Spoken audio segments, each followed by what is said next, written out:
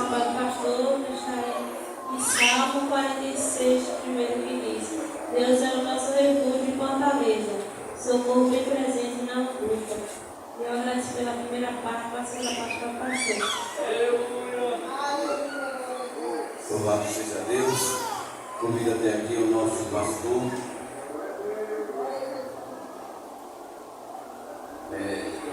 Pastor Carlos, meu Deus do céu, pastor Carlos.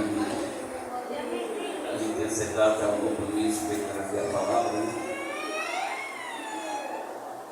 A igreja de pé, vem, vamos orar pelo céu do Senhor. Nosso justo e maravilhoso Pai Celeste, eu quero estar, Senhor, teu filho, Senhor, o qual nesta noite vai trazer a tua palavra, Senhor. Sabemos que desde o princípio o Senhor está falando no nosso meio, Senhor, mas nós cremos, Senhor, que o Senhor ainda tem algo mais ainda para falar para a tua igreja, em nome de Jesus.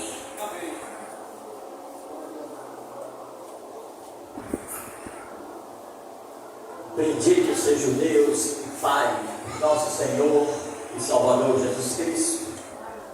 Ele nos abençoou com as bênçãos espirituais nos lugares celestiais em Cristo Jesus. Amém? Meus amados irmãos,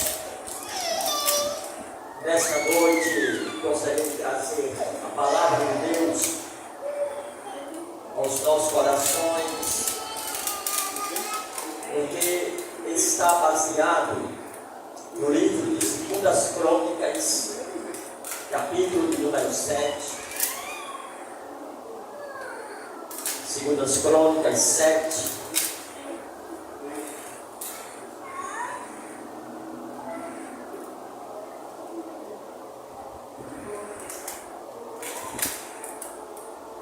A partir do verso de número 11 até o verso de número 16.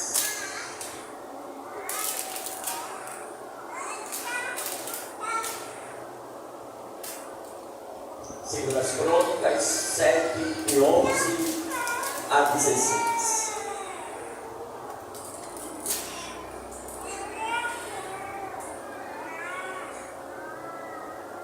Todos encontraram?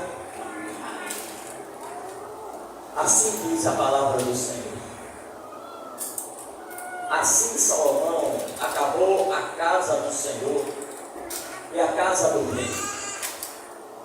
Tudo quanto Salomão tentou fazer na casa do Senhor e na sua casa, prosperamente o efetuou. De noite apareceu o Senhor a Salomão e lhe disse: ouvi a tua oração e escolhi para mim este lugar para a casa do sacrifício. Se eu cerrar os céus, de modo que não haja chuva, ou se ordenar aos gafanhotos que consuma a terra, ou se enviar a peste entre o meu povo, se o meu povo, que se chama pelo meu nome, se humilhar, orar e me buscar e se converter dos seus maus caminhos, então eu ouvirei os seus pecados e sararei a sua terra. Estão abertos os meus olhos e atentos os meus ouvidos à oração que se fizer neste lugar. Porque escolhi e santifiquei esta casa, para que nela esteja o meu nome perpetuamente nela. Estarão fixos os meus olhos e o meu coração todos os dias. Amém? Amém. Querido Deus e Pai, nós te louvamos pela tua palavra. A tua palavra que é a verdade, a tua palavra que é corrompida com espada de dois gumes. A tua palavra é lâmpada e luz para os nossos pés e para os nossos caminhos. Ó Deus, atentamente queremos ouvir o que o Senhor tem a nos falar. Estamos com os nossos ouvidos abertos. Estamos com os nossos corações abertos para receber daquilo que o Senhor quer nos dizer. Pai, não olhe para a minha fraqueza, não olhe, Senhor, para a minha aparência, mas que o Senhor esteja olhando para o meu coração. Que o Senhor me use nesta noite para a glória do teu nome. Que o Senhor use a minha vida e que o teu nome seja glorificado através da vida desse teu servo e através da tua palavra. Portanto, Pai, fala conosco. É o que nós te oramos em nome de Jesus. Amém. Os irmãos podem sentar.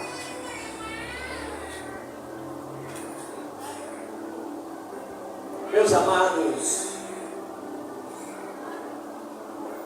hoje é um dia muito especial para a nossa pátria brasileira,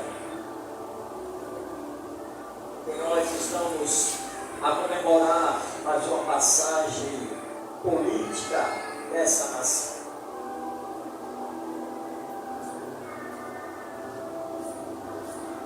Mas sabemos que também esse país em que nós estamos, esse país em que nós amamos, está passando por certos problemas, por certas dificuldades, está passando por grandes lutas. E nós, como povo de Deus, precisamos estar colocando os nossos pés de joelhos e clamando a este Deus por esta nação. Feliz é a nação cujo Deus é o Senhor. Por isso que nesta noite eu quero trazer uma palavra de despertamento para a vida desta comunidade de fé. Daquilo que o Senhor quer tratar das nossas vidas, daquilo que o Senhor quer tratar com o seu povo. Meus amados, sabemos que Salomão era filho do rei Davi e que Davi tinha colocado o seu coração de construir um templo do Senhor. Mas o Senhor não permitiu que Davi fizesse isso. Primeiro porque Davi era um homem de guerra.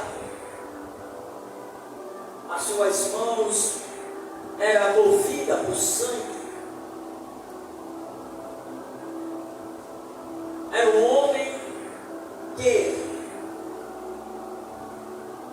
segundo o coração de Deus, era um homem que Deus confiava, que Deus o amava e que Deus tinha um propósito na vida de Davi. Como rei de Israel, mas também era chefe de exército e que vivia a guerrear para libertar o seu povo das mãos do inimigo. E agora Salomão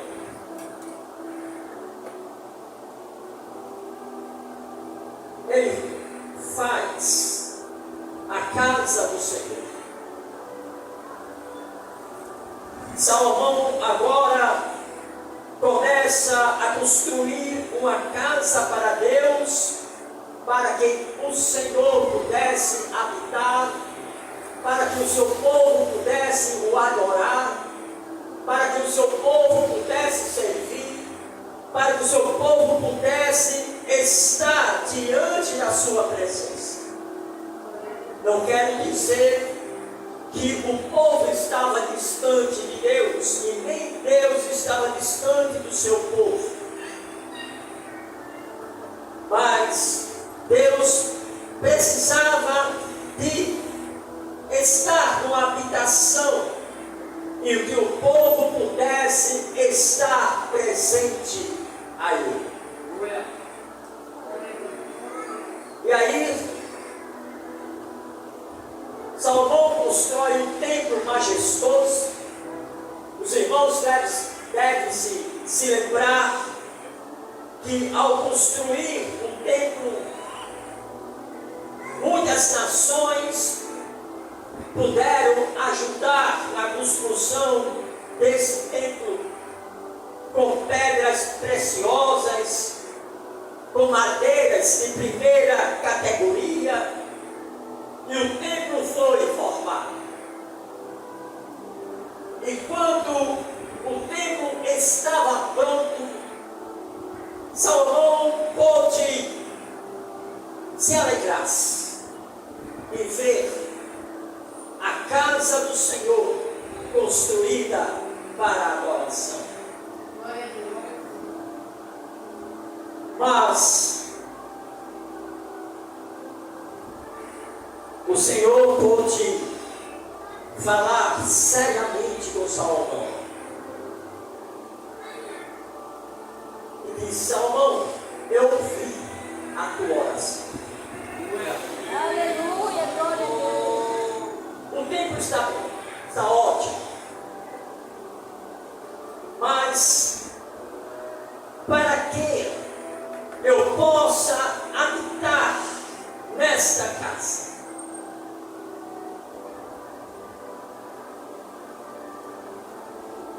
tem que tratar da vida do povo. Tem que tratar da vida dessas pessoas. E agora Deus diz para Salomão o seguinte, no versículo 12, ele nos diz: quando de noite apareceu o Senhor a Salomão e disse: ouvi a tua oração e escolhi para mim este lugar para a casa do sacrifício. Agora, se eu cerrar os céus, de modo que não haja chuva, ou se ordenar aos gafanhotos que consumam a terra, ou se enviar a peste entre o meu povo, se o meu povo, que se chama pelo meu nome, se humilhar e orar e me buscar e se converter dos seus maus caminhos, então eu ouvirei dos céus, perdoarei os seus pecados e sararei a sua vida. Esta terra que Deus fala era Jerusalém. Como Deus está dizendo: eu sararei essa terra brasileira, se o meu povo se humilhar perante mim. Meus amados irmãos, muitas vezes estamos trocando miúdos com Deus. Muitas vezes estamos querendo a bênção mas não queremos conviver com o dono da mesa. Deus quer tratar do seu povo para que essa nação tenha paz, para que essa nação venha a ser próspera, para que essa nação ela venha a ser salva. Mas é preciso que o povo de Deus deixe de vencer. Essa é a realidade de Deus. Estamos vivendo no dia de hoje, principalmente um país globalista que somos e os outros países, e que hoje a mídia traz a prosperidade. E muitas vezes estamos nos colocando diante de Deus. Se o Senhor me der isto, eu faço isso. Como se fosse troca. Como se Deus fosse um boneco. Como se Deus fosse um robô. E que nós pudéssemos assumir o controle da vida de Deus.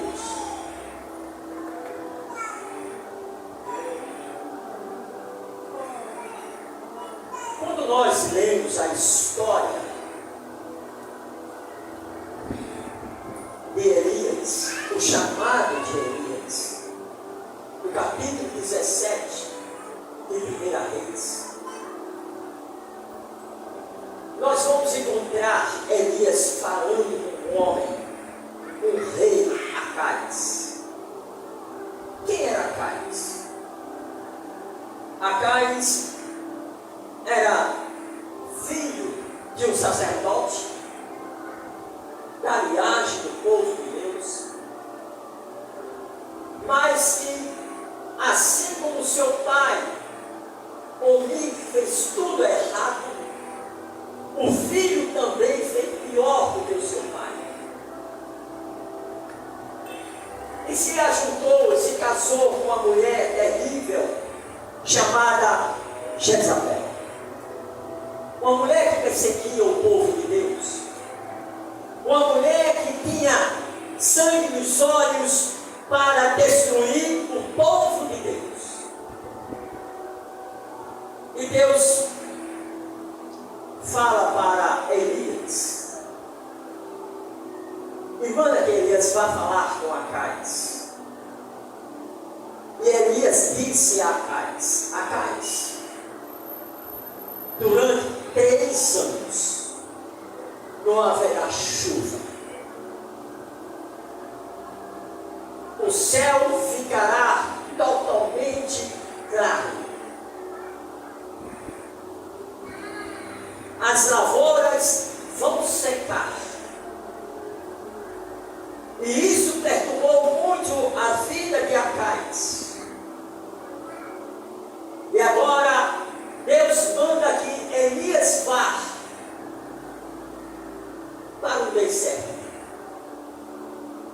para que Deus pudesse prepará-lo para uma grande batalha futuramente.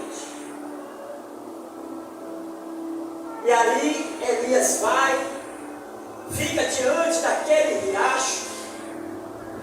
Deus manda os povos levar comida para Elias. Elias é alimentado por os pássaros. Elias agora começa a beber a água daquele riacho que em breve dia vai secar-se. E quando Elias está ali, Deus tira Elias e diz: agora vai, Elias, para a casa daquela mulher viúva. E lá ela vai te dar de comer. E Elias foi. E quando Elias Maria chega diante da casa da viúva, a viúva tinha seus filhos, tinha um pouco de comer, e Elias pede água, e ela lhe dá água. E agora Elias pede de comer, e ela diz: meu Senhor, você bateu uma porta errada, porque eu não tenho nada. Eu só tenho aqui um pouco de farinha, um pouco de azeite. Vou fazer um bolo para mim e para os meus filhos, e depois nós iremos morrer. O interessante é que Elias insiste. Elias começa a falar com aquela mulher, e aquela mulher ouve a voz de Elias e resolve dar o alimento a Elias. E quando ela sacia Elias, as vasilhas não param de encher. É um Deus de providência, sim. Mas para que Elias pudesse se preparar, Deus preparou antes Elias para que ele pudesse enfrentar uma batalha espiritual que muitas vezes estamos conflitando, que muitas vezes estamos lutando, que muitas vezes estamos guerreando, mas não sabemos guerrear. Essa é a verdade. Glória a Deus. Glória a Deus. E depois que passa 3 anos, Elias volta a Acais. E quando Acais chama uns dos discípulos de Elias e pergunta onde está Elias, ele diz: eu não sei onde está Elias. Acais diz: pois bem, eu vou nessa direção e você vai nessa outra direção. Quem encontrar, falaremos. E quando aquele jovem vai, encontra com Elias. E Elias diz: quero falar com Acais. E aquele jovem diz: meu senhor, o senhor não sabe o que aconteceu. Jezabel matou 50 profetas, enterrou 50 profetas, e eu pude salvá-los da guerra. E agora você está querendo falar com Acais, ele vai te matar. Diga que eu estou aqui, em nome do Senhor Jesus. Glória. Aleluia.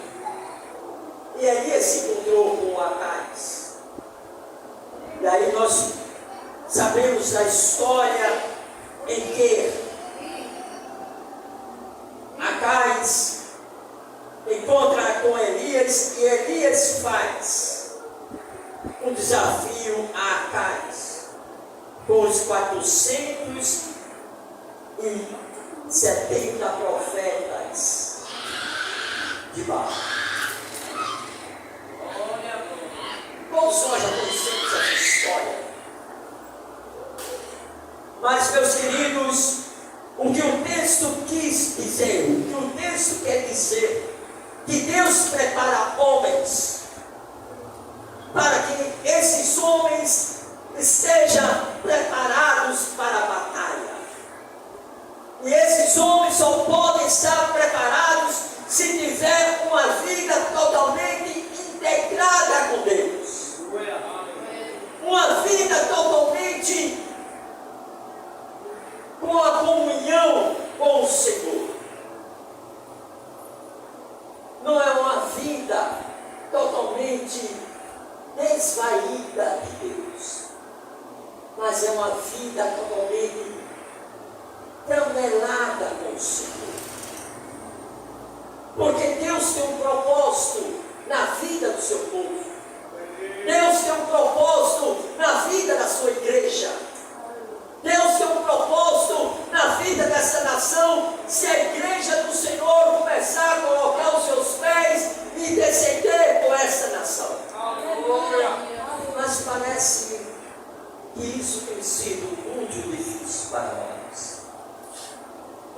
sabemos de tudo, mas não nos lembramos desse país. Irmãos, glória, está publicando no Congresso Nacional várias leis. E uma das leis é a alegação do aborto. A maconha já passou. Não é mais crime fumar. A justiça, cada vez mais, está se desvalorizando por causa da política, ou seja, uma justiça imunda dentro de uma política. E aonde está o povo de Deus?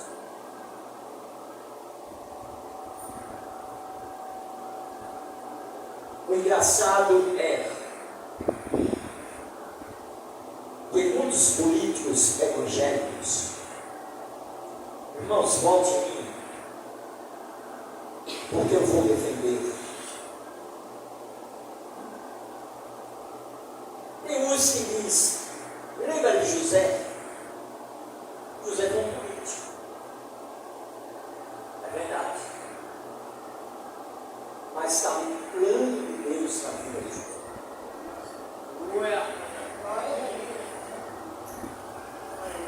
Porque foi através de José que o povo de Deus nasceu no Egito.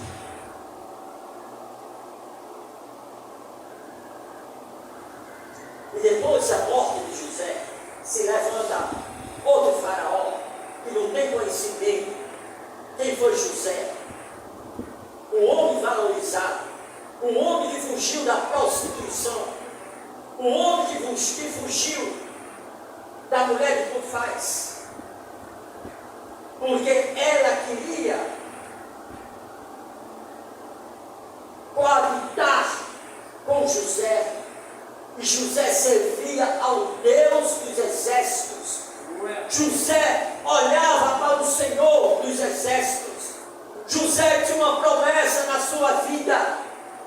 E quem contara ao seu pai, quem contara aos seus irmãos, e todos aqueles que não acreditaram na promessa que Deus tinha estabelecido a José. Conhecemos a história de José. José foi vendido. José foi massacrado no Egito. José foi preso. Mas Deus, como tinha promessa na vida de José, Ele pôde libertar. Ele pôde mostrar a Faraó que ali estava o servo. Um homem que interpretou sonhos, os quais ninguém poderia interpretar. E agora a Faraó chega para José e diz: eu sou o filho, mas você será o filho. Você será baixo do meu poder. Mas toda a profícia você vai ganhar. E aí nós sabemos que José governou até que Jacó foi para o Egito com seus filhos. Depois que José mostra quem ele é. Meus queridos, três coisas nesse texto de 2 Crônicas que nós poderemos compreender o que Deus quer. Primeiro, todos nós somos pecadores. Aquele que diz que não tem pecado se faz mentiroso.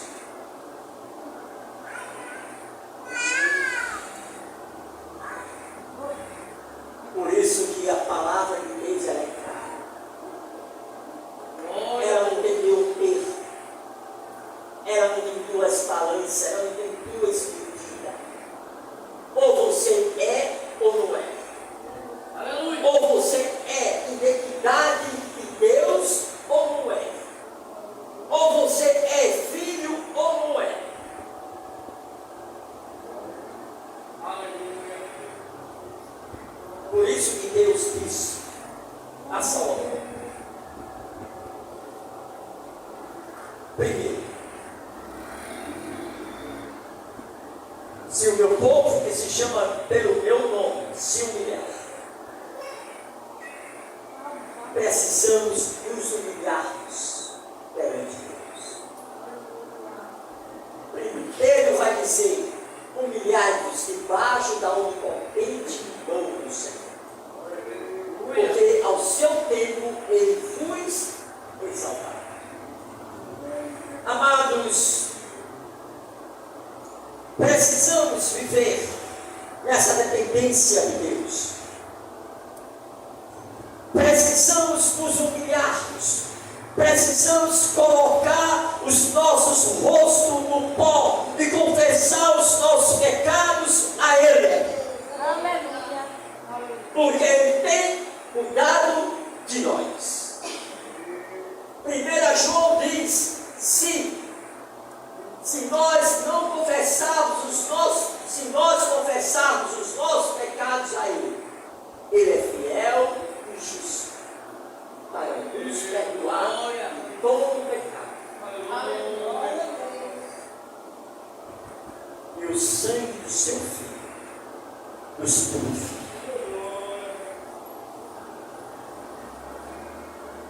Precisamos humilhar. Precisamos deixar que Deus haja em nossa vida.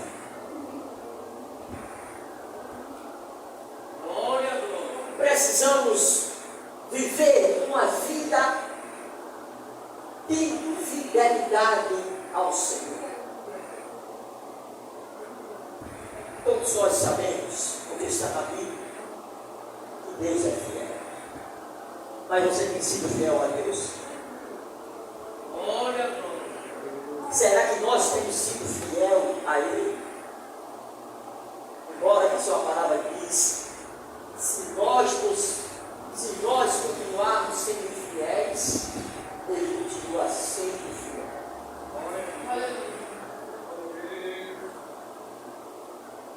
É um Deus gentil. É um Deus que não passa na cara o que nós fazemos. Segundo, orar. Precisamos orar. O que é orar, irmãos?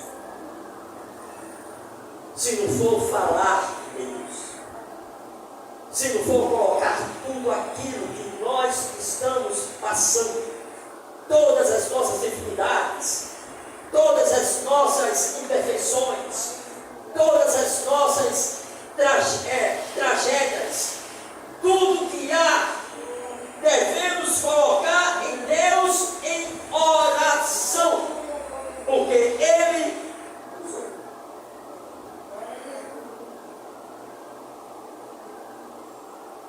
Quando nós olhamos para a vida de Moisés, vamos ver que Moisés passou 120 anos. Deus tratou a vida de Moisés. Moisés nasceu aonde?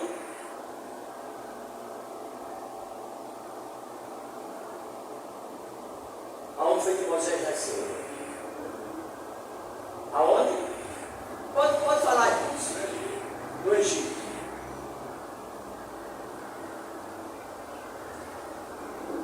Moisés foi o quê? Foi príncipe. Porque a filha de Faraó cuidou dele. Moisés conhecia todas as artimanhas egípcias. Moisés conhecia a cultura egípcia. Moisés conhecia os termos egípcios. Deus começou a tratar de Moisés. Deus levou Moisés para onde? Para onde foi que Deus levou Moisés? Irmãos, para onde Deus levou? Os irmãos estão lendo a Bíblia, né, irmãos? Se os irmãos vão ler a Bíblia, como os irmãos vão conhecer a história? Deus levou Moisés para o deserto. Foram 40 anos tratando da vida de Moisés. E quando Moisés estava pronto, Deus leva Moisés de novo para o Egito, para Faraó. Primeiro Deus preparou Moisés para que Moisés pudesse conhecer o Deus que ele pertencia, o Deus que o seu povo pertencia, a sua linhagem. Qual é a nossa linhagem espiritual? Qual tem sido o nosso termo espiritual?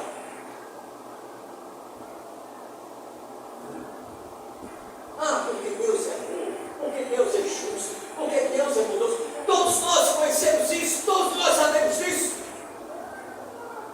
Mas o que é que Deus quer de você, meu irmão, minha irmã? O que Deus está querendo dessa igreja? Qual é a identidade que essa igreja tem com Cristo?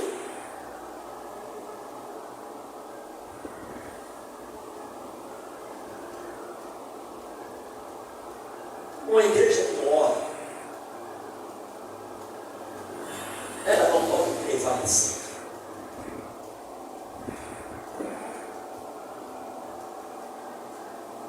Uma igreja que não ora, ela não tem poder. Uma igreja que não ora, o Espírito de Deus não pode habitar. Quando eu falo igreja, não é isso aqui não, irmãos. Somos nós. Paulo diz que aqui está o templo e a morada do Espírito Santo, que é o nosso povo.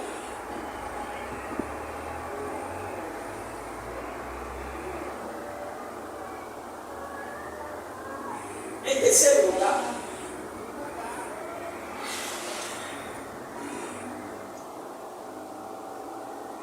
precisamos buscar e se converter dos maus caminhos. Se converter.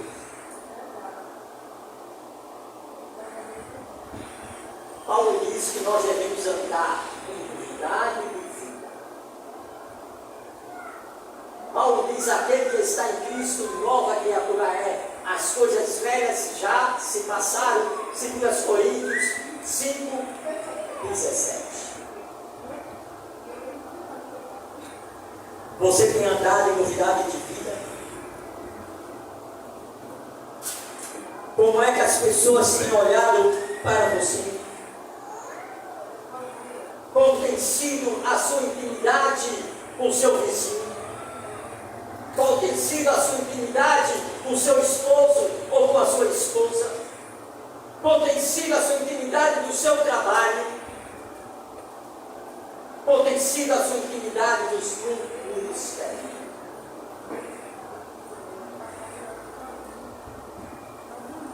Deus está querendo tratar o seu povo. E aí, quando nós nos arrependemos, quando nós confessamos os nossos pecados, então Ele, em quarto lugar, Ele perdoa os nossos pecados.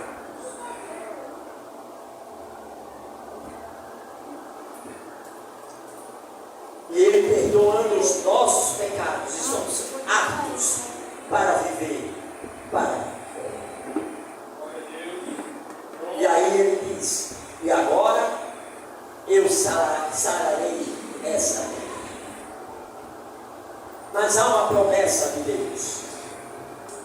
E a promessa de Deus está no verso 16. Quando Ele diz: porque escolhi e santifiquei esta casa, para que nela esteja o meu nome perpetuamente nela. Então estarão fixos os meus olhos e o meu coração com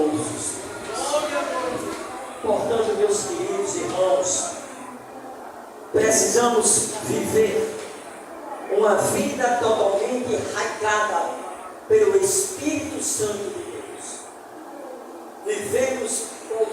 Vivemos essa promessa que Deus quer que nós vivamos, para que nós possamos estar cada dia mais fortificados pelo seu Espírito e totalmente selados pelo seu povo.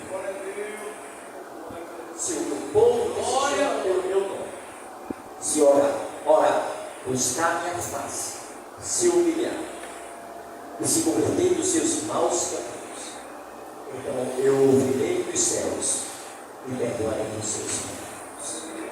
Deus nessa noite nos abençoe em Cristo Jesus. Amém. Pastor José Paulo.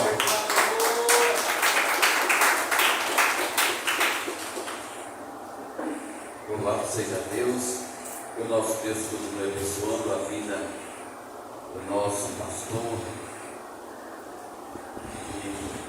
Carlos Marques, né? Amigos também de nossa igreja, de nosso ministério, que tem dado muita ajuda, não somente à igreja, mas também a mim também. Ele tem me dado vários conselhos, é um homem de Deus, formado em teologia e tantas outras coisas, né? Eu passaria a noite inteira estudando o meu pastor. Para mim é um prazer, assim, porque aprendemos muito, né? Com pessoas, o qual nosso professor de teologia, a gente ainda aprende. Quanto mais aprender, melhor, né?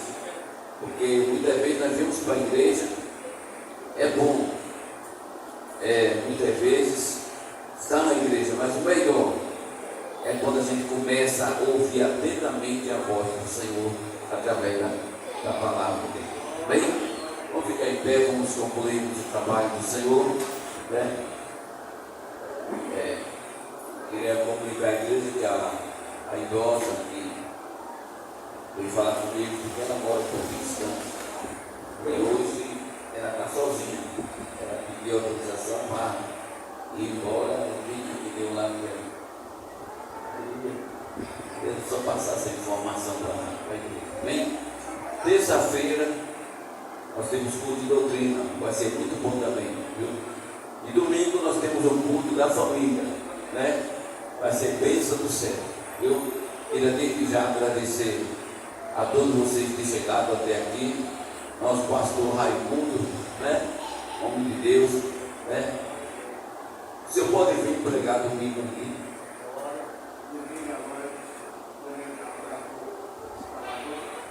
Amém, viu? Vai ficar para outra, né? Bom, qualquer coisa o senhor, que é o meu computador, o senhor me leva, tá certo? Amém? E às vezes eu acabo esquecendo das coisas, né? Então, vamos orar para nós ir para casa, né? Senhor Deus eterno, meu Deus, eu te peço, Senhor, nessa noite, Senhor, leva-nos em paz para nossas casas, nos conceda livramento, Senhor. Abençoa, meu Deus, os teus filhos, Senhor, que chegaram